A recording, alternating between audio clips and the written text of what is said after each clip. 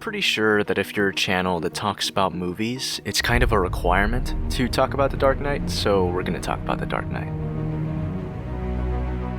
In 2008, I went to the theater with my parents and watched a film titled The Dark Knight. And this film made me realize that superhero films didn't have to be tied down to a genre. See, before this, superhero movies were somewhat in their own genre, like cowboy, western films.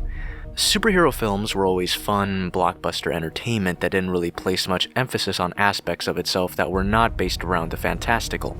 Spider-Man 2 approached this territory very well.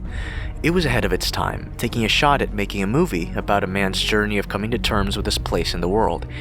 In the end, the film had a happy ending that made sense for the movie and was great, but it wasn't a grounded, realistic film. And that's not what it wanted to be, and that's fine. 4 years later, The Dark Knight arrived, having attracted masses of people after the success of Batman Begins, a movie that, while at times felt like a drama, was mostly a superhero movie, which is why a good majority of fans prefer Batman Begins over The Dark Knight. It has the advantage of feeling more superhero-y. Meanwhile, The Dark Knight really turned the superhero genre on its head because it made everyone realize that having superheroes and fantastical elements in a movie was just a way of presenting and portraying a story. While the true genre of the film could be a drama, thriller, or horror, it didn't have to be tied down to the traits of a stereotypical superhero film. Not that there's anything wrong with that. So, audiences and critics label The Dark Knight as more of a drama than a superhero film, and for good reason.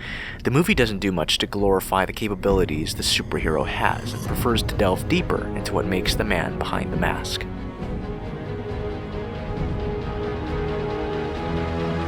Christopher Nolan's style of direction has always been driven by story and character going hand in hand to create a narrative not focused on creating and expanding the world, but putting together all the right elements that make the story flourish, and not adding excess. To put it simply, Christopher Nolan's movies have focus. Focus is essential to filmmaking and story writing as a whole.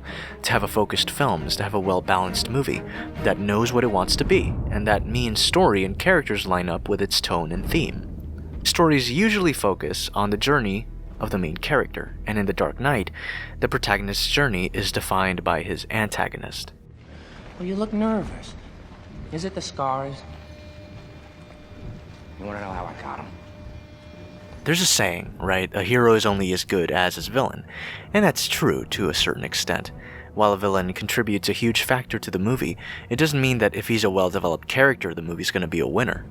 It's not about how each character is individually, but how each character plays off the other. The Dark Knight is a brilliant film due to the roles the Batman and Joker play with each other and how they influence and respond to each other's choices. Take off your little mask and show us all who you really are.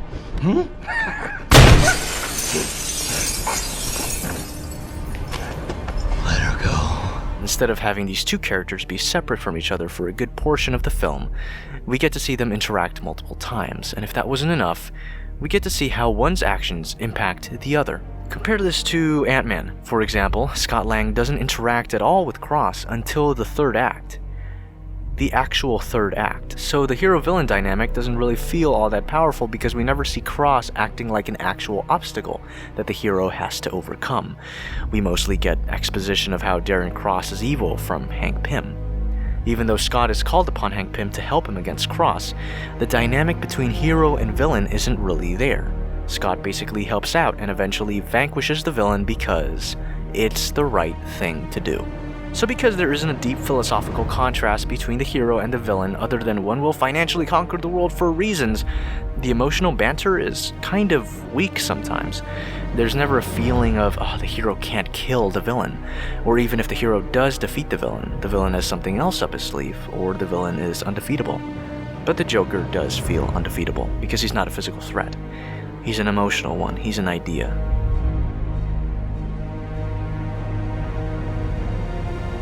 Now, Zod in Man of Steel wants to restore Krypton, obviously, right? And most people say that's the reason why the movie's so great. It's because at the end, Superman has to destroy what's left of Krypton, and when he kills Zod, he truly becomes the last of his race. But here's the flaw. Krypton coming back to life, or him not being the last of his kind, was never an option presented since the beginning of the movie. He's always been the last of his kind, and when he kills Zod and destroys the ship and all, he's still the last of his kind. There's no change at all. Meanwhile, in The Dark Knight, Joker actually has an effect on Batman, from start to finish. Since the start of the film, Bruce believes he can still have Rachel in his life, and even though she wants to be with another man, she is still something Bruce Wayne firmly believes he can have. Need to know if he can be trusted. Are you interested in his character or his social circle? You know that day that you once told me about when Gotham would no longer need Batman? It's coming. But no, Joker kills her. And Batman has a choice, and he chooses Rachel, and it feels like it has legitimate consequences because the choice was something that Bruce had decided on early in the film, and it was always an option. To have the antagonist take the entire option away from him is a bold move which solidifies the Joker's power over the Dark Knight. And Harvey Dent, again, he's the core of the movie. He represents Gotham, and it's up to Batman and Commissioner Gordon to keep him from being corrupted by the Joker and the city. But the Joker wins. And again, this establishes the power Joker has over the Dark Knight. The Joker's effectiveness lies on the influence he has over the heroes of the story. The Dark Knight is also a movie that's based on character. Each character acts accordingly and never out of character. Each story beat leads directly to another beat which was influenced by the last. And when I watched The Dark Knight, I truly believed the movie was going to end with Harvey Dent in the hospital. I actually thought it was going to end there. It was going to end with the Joker escaping, the villains won, and Two-Face is born, but no. Christopher Nolan has to complete his story and never truly leaves anything excessively open.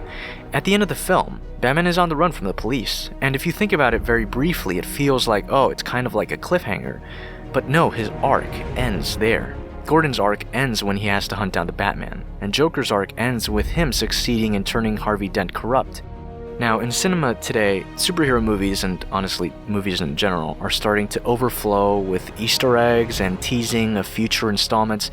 What I believe Marvel does, which trumps DC, is that each movie they release has a definitive end and leaves not much room for teasing a sequel.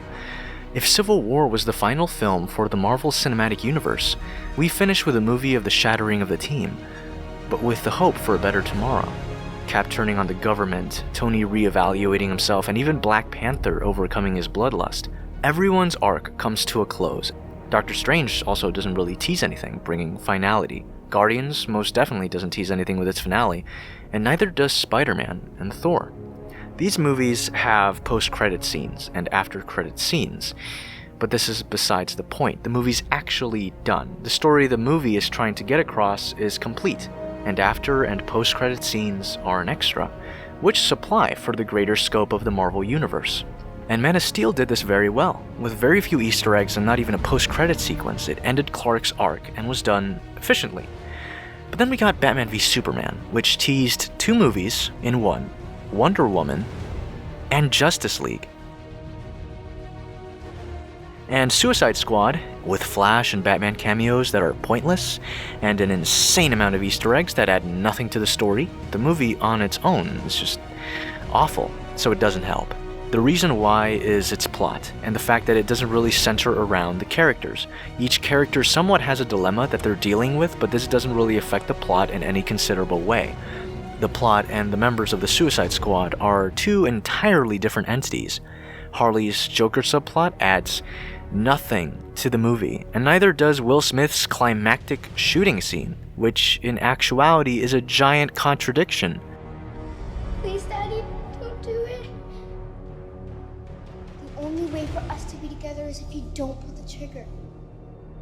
Daddy, I love you. Daddy, please. Zoe, move! Please, Daddy, don't do it.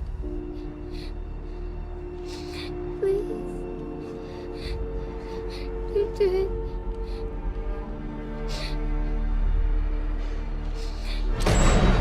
But now we go back to The Dark Knight. Story and character go hand in hand, and Christopher Nolan understands this. And yes, he does darker, grounded films.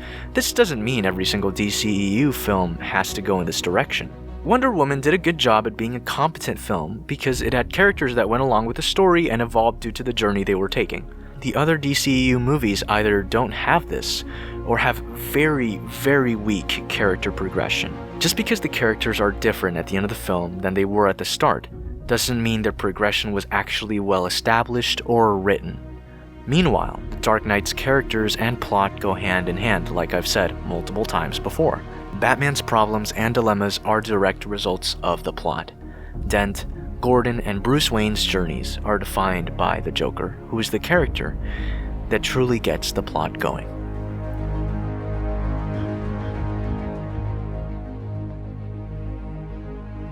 Now, as you can tell, I'm a huge fan of The Dark Knight, and to be honest, it's one of the few times I can truly remember being completely immersed in a cinema.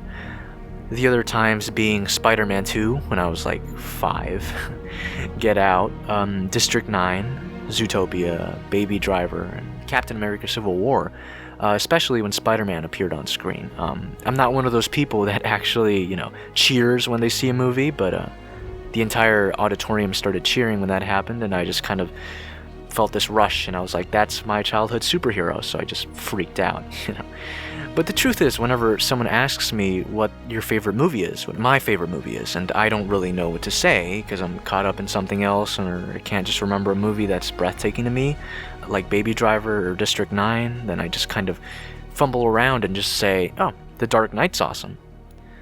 And that's how much that movie stuck with me. And it's been 8 years. Hey, thanks for watching the video. If you really liked it, please subscribe. And if you actually really liked it, you can support my Patreon. Also, please, if you really liked this individual video, please like it, share it, and of course, comment on it. So thanks for coming to the table, and I'll see you all next time.